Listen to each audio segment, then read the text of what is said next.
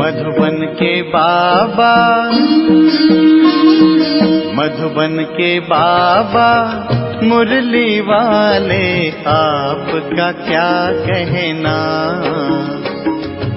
आपका क्या कहना। ओम शांति।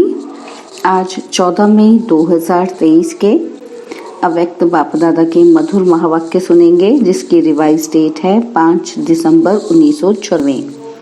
मुरली का सार है, वर्तमान समय की आवश्यकता बेहद के वैराग्य वृत्ति का वर्तमान समय की आवश्यकता बेहद के वैराग्य वृत्ति का वायुमंडल बनाना।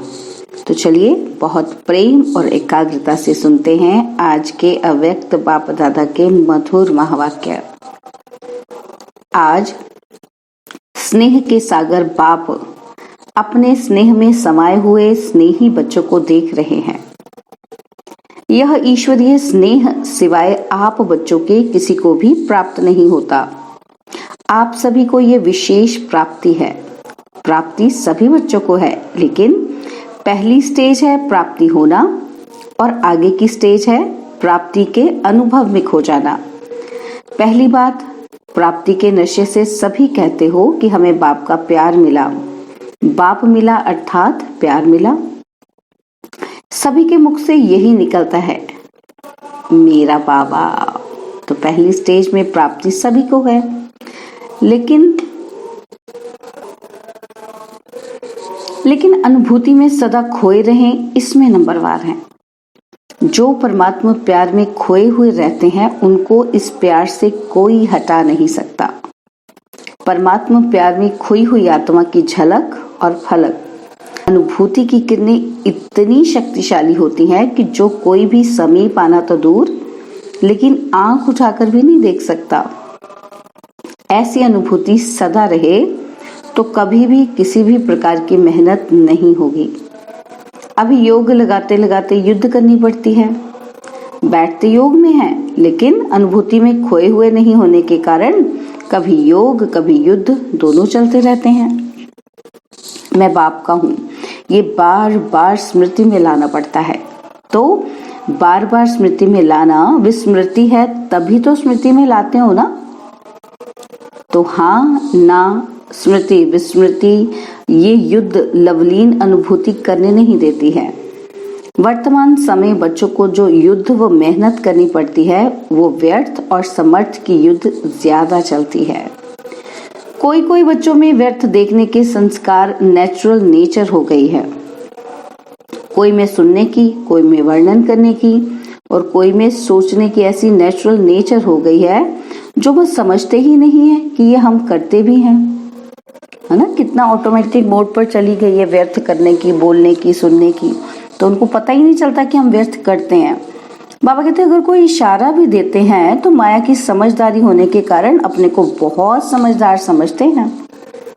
या तो माया के समझदार बन जाते हैं या अलबेला बना जाता है।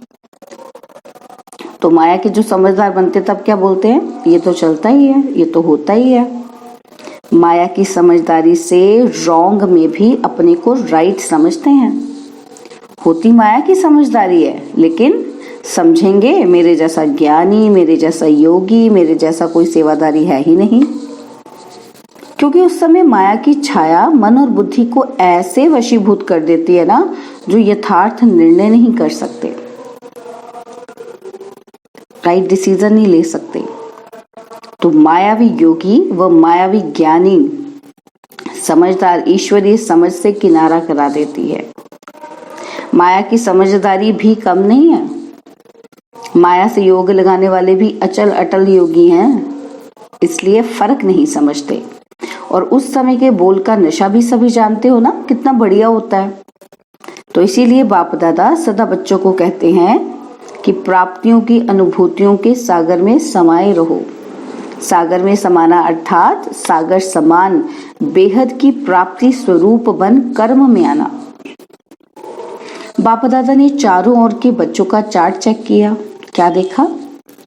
समय के समीपता के प्रमाण वर्तमान के वायुमंडल में बेहद का वैराग्य प्रत्यक्ष स्वरूप में होना आवश्यक है, बहुत जरूरी है कि वैराग्य आए सब बच्चों में और दिखाई भी दे। तो बेहद का वैराग्य वर्णन भी करते हो, पॉइंट्स बहुत निकालते हो, भाषण भी बहुत अच्छे करते हो। सभी के पास पॉइंट्स है ना? पॉइंट्स वर्णन करना व सोचना, इसमें तो मेजॉरिटी पास है। इन छोटी छोटी कुमारियों को भी भाषण तैयार करके देंगे ना तो कर लेंगे। यथार्थ वैराग्य वृत्ति का सहज अर्थ है, चाहे आत्माओं के संपर्क में आए, चाहे साधनों के संपर्क में आए, संबंध में आए, और चाहे सेवा के चांस में चांसलर बनने का भाग्य मिले, लेकिन सर्व के संबंध संपर्क में जितना न्यारा उतना प्यारा, इसका बैलेंस रहे।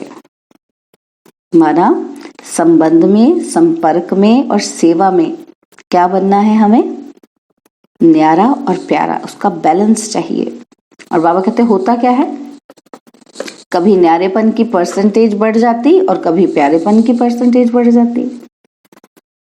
प्यारापन का अर्थ है निमित्त भाव, निर्माण भाव, लेकिन इसके बदले मेरेपन का भान आ जाता है। ये मेरा ही काम है, मेरा ही स्थान है, मुझे ही सर्व साधन भाग्य अनुसार मिले हुए हैं, इतनी मेहनत से मैंने ये साधन, स्थान व सेवा के साथी जो ईश्वरीय विद्यार्थी हैं वो भी तो बनाए हैं, ये मेरा है।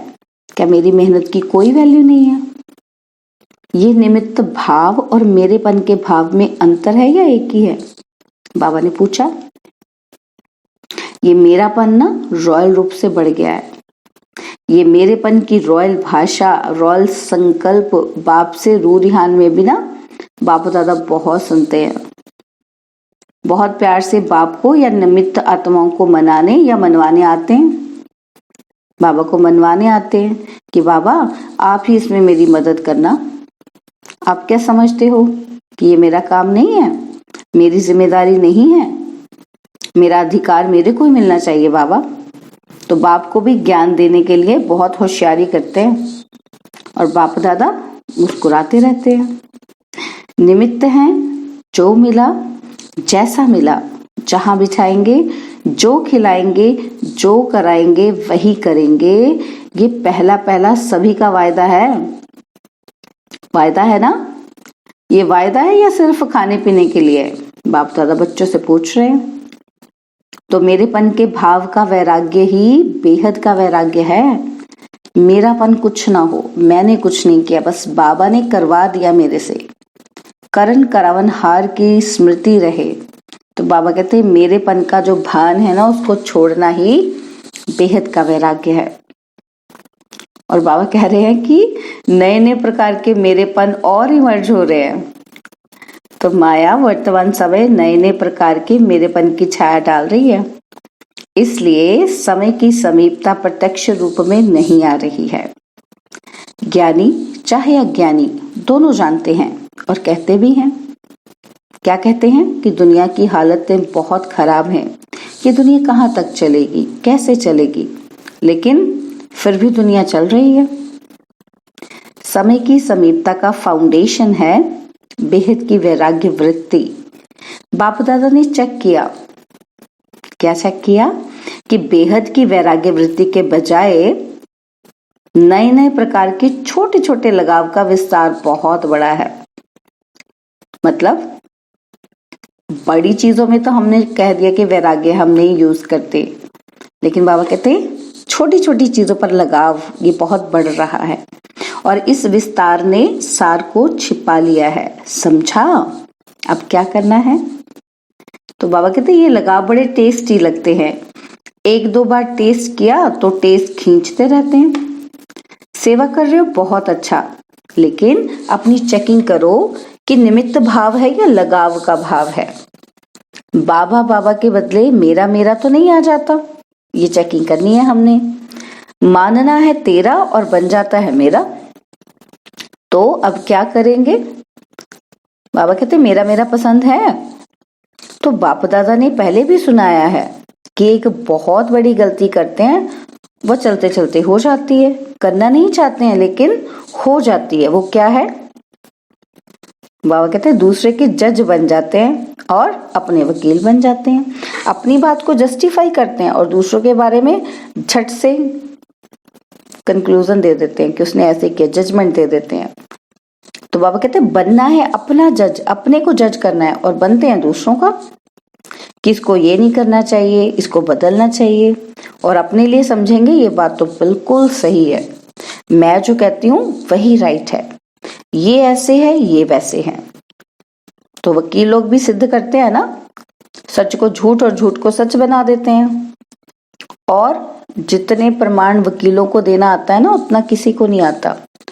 तो बाबा क्या कहते हैं कि अपने को जस्टिफिकेशन देते रहते हैं कि मैंने इसलिए ऐसा किया क्योंकि वो ऐसा है वो वैसा है। बाबा कहते हैं अपना जज बनना ये गलती हो जाती है। दूसरे के लिए रिमार्क देना बहुत सहज है, लेकिन अपने को बदलना है। स्लोगन भी है ना कि स्व परिवर्तन से विश्व परिवर्तन।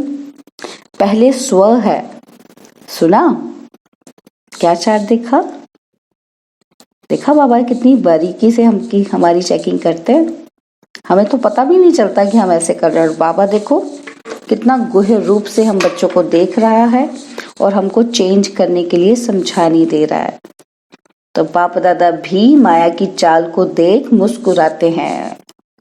माया कितनी चतुर है, मास्टर सर्वशक्तिवान आत्माओं को भी अपना बना लेती है। तो अभी क्या चाहिए? बाबा पूछ रहे हैं क्या चाहिए अभी? तो बेहद की वैराग्य वृत्ति का वायुमंडल बनाओ। जैसे सेवा का वायुमंडल बनाते हो ना, प्रोग्राम बनाते हो, तो सिर्फ दिमाग तक ये वृत्ति नहीं, दिल तक पहुंचे। सबके दिमाग में तो है, होना चाहिए, करना चाहिए, लेकिन दिल में ये लहर उत्पन्न हो जाए, इसकी आवश्यकता है। समझा? तो सभी ने अच्छी तरह से समझा कि अभी समझ में आया, फिर उठने के बाद सोचेंगे ये कैसे होगा, ये करना तो बहुत मुश्किल है। सुनना बोलना तो सहज है, करना मुश्किल है। तो अभी ऐसे नहीं कहेंगे ना, बाबा पूछ रहे बच्चों से कि अभी तो नहीं ऐसे कहेंगे। तो बाबा कहते हैं स्नेह से आप भी पहुंच गए हैं और बाप दादा भी पहुंच गए हैं। तो देखो स्नेह में कितनी शक्ति है। स्नेह अव्यक्त को व्यक्त में ले आता है। आप सबको मधुबन में ले आया है, सभी स्नेह में ठीक पहुंच गए हैं ना। तो किसने लाया? ट्रेन ने लाया कि स्नेह ने लाया? जहां स्नेह है वहां मेहनत नहीं लगती, और मुश्किल नहीं लगता। ये 3 पैर के बजाय 2 पैर पृथ्वी में मिले तो क्या लगता है? सत्यु के पलंगों से भी श्रेष्ठ है। सब आराम से रहे हुए हैं कि मजबूरी से? बाबा ने पूछा बच्चों से, क्या करे, रहना ही है।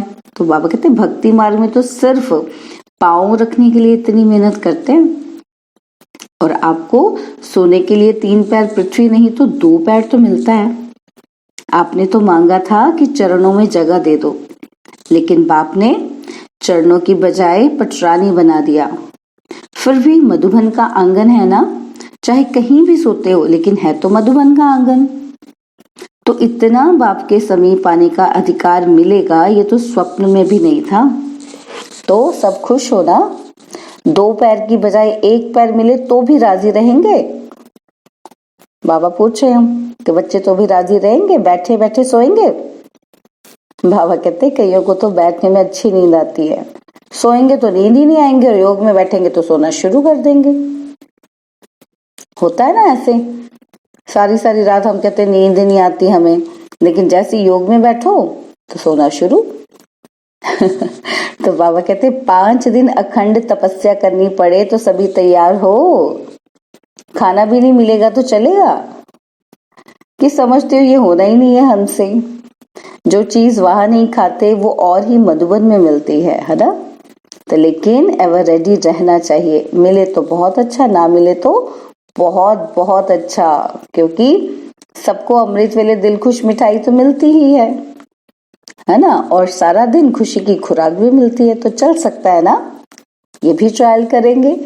अच्छा, चारों ओर के सर्वश्रेष्ठ भाग्यवान आत्माओं को, सदा सर्व प्राप्तियों के अनुभूतियों में समाये हुए श्रेष्ठ आत्माओं को, सदा परखने की, निर्णय करने की शक्ति को तीव्र बनाने वाले समीप आत्माओं को, सदा सेवा में समर्थ बनाने के निमित्त आत्माओं को, सदा न्यारा और प्यारा दोनों का बैलेंस रखने वाली ब्लेसिंग के पात्र आत्माओं को बाप दादा का याद, प्यार और नमस्ते। हम रूहानी बच्चों की रूहानी बाप दादा जी को दिलवाजान सिकवा प्रेम से नमस्ते। ओम शांति। प्यारे बाबा, मीठे बाबा, मेरे बाबा, शुक्रिया बाबा, शुक्रिया बाबा, शुक्रिया। और बाबा की टीचर्स के साथ मुलाकात। जैसे टीचर्स का टाइटल है, तो जैसा टाइटल है वैसे विशेष बेहद के वैराग्य वृत्ति का वायुमंडल बनाने में टाइट रहना, हल्के नहीं होना, क्योंकि निमित्त टीचर्स का वायुमंडल अनेकों तक पहुंचता है। तो टीचर्स अभी ये कमाल करके दिखाएं। जैसे परिवर्तन में आज्ञाकारी तो बने, आज्ञाकारी बनने का, हाँ जी का करने का एक पार्ट तो पक्का कर लिया, लेकिन दूसरा पाठ बेहद के वैराग्य वृत्ति का, अभी ये पाठ पक्का करके दिखाओ। क्योंकि निमित्त हो ना, तो निमित्त आत्मा ही निर्माण का कर्तव्य बहुत सहज कर सकती हैं। अभी ये वर्ष तो पूरा हो ही रहा है, लेकिन नए वर्ष में इस नवीनता की झलक बाप दादा भी देखेंगे। सेवा की सेंटर खोले, बहुत बड़ा आया, आईपीस भी आए, वीआईपीस भी आ गए, ये तो होता ही रहता है। लेकिन सेवा में बेहद की वैराग्य वृत्ति अन्य आत्माओं को और समीप लाएगी। मुख की सेवा संपर्क में लाती है और वृत्ति से माना शुभ संकल्पों से, मन से वायुमंडल की सेवा समीप लाएगी। समझा? बाप दादा तो चार्ट देखते ही है ना, फिर भी सेवा के निमित्त हो, ये श्रेष्ठ भाग्य कम नहीं है, ये भी विशेष वर्षा है। तो इस विशेष वर्षे के भाग्य के अधिकारी बने हो। समझा? अच्छा, अब डबल विदेशी। तो बाबा बच्चों को कहते डबल विदेशी होशियार हैं, डबल फॉरेनर्स। जैसे सब देश के एम्बेसडर भेजते हैं ना, तो इंटरनेशनल ब्राह्मण परिवार हो गया ना। डबल विदेशियों की विशेषता है कि सदा हाथ में हाथ है और साथ है। विदेश का फैशन है ना कि हाथ में हाथ देना, तो अभी किसके हाथ में हो? बाप के। सदा बाप के हाथ से हाथ मिला के आगे चलने वाले। हाथ है श्रीमत, तो श्रीमत का हाथ सदा हाथ में है। पक्का है कि कभी थक जाते हैं तो छोड़ देते हैं, कभी हाथ छूटता है? माया छुड़ाए तो नहीं छूटता है। बच्चे कहते नहीं छूटता है। तो बाबा कहते सदा साथ रहने वाले और सदा श्रीमत के हाथ में हाथ देकर चलने वाले, जिसका साथी बाप है, जिसका हाथ बाप के हाथ में है, वो सदा ही निश्चिंत बेफिक्र बादशाह है, क्योंकि हाथ और साथ दोनों मजबूत हैं। ठीक है ना? नैरोबी वाले। तो बाबा कहते पक्का हाथ और साथ है ना, चाहे सारी दुनिया की अक्षोणी लोग हाथ छुड़ाएंगे तो छूटेगा? बाबा कहते वो तो अक्षोणी शक्तिहीन है और आप एक मास्टर सर्वशक्तिवान है। इसलिए डबल विदेशियों को नशा है कि बाप दादा का एक्स्ट्रा हाथ और साथ है, लिफ्ट है। अच्छा, बाप दादा का याद प्यार और नमस्ते, और हम रूहानी बच्चों का भी याद प्यार और नमस्ते। बाबा ने वरदान दिया, दिव्य बुद्धि के वरदान द्वारा अपने रजिस्टर को बेदाग रखने वाले कर्मों की गति के ज्ञाता भव। दिव्य बुद्धि के वरदान द्वारा अपने रजिस्टर को बेदाग रखने वाले कर्मों की गति के ज्ञाता भव। ब्राह्मण जन्म लेते ही हर बच्चे को दिव्य बुद्धि का वरदान मिलता है, और इस दिव्य बुद्धि पर किसी भी समस्या का, संग का व मनमत का प्रभाव ना पड़े, तब रजिस्टर बेदाग रह सकता है। लेकिन यदि समय पर दिव्य बुद्धि काम नहीं करती तो रजिस्टर में दाग लग जाता है। इसलिए कहा जाता है कर्मों की लीला अति गुह्य है। दुनिया वाले तो हर कदम में कर्मों को कूटते हैं, लेकिन आप कर्मों की गति के ज्ञाता बच्चे कभी कर्म कूट नहीं सकते। आप तो कहेंगे वाह मेरे श्रेष्ठ कर्म। स्लोगन है, पवित्रता की गहन धारणा से ही अतीन्द्रिय सुख की अनुभूति होती है। पवित्रता की गहन धारणा से ही अतीन्द्रिय सुख की अनुभूति होती है। ओम शांति। और अब यह एक बहुत अच्छी वीडियो भी जरूर देखें।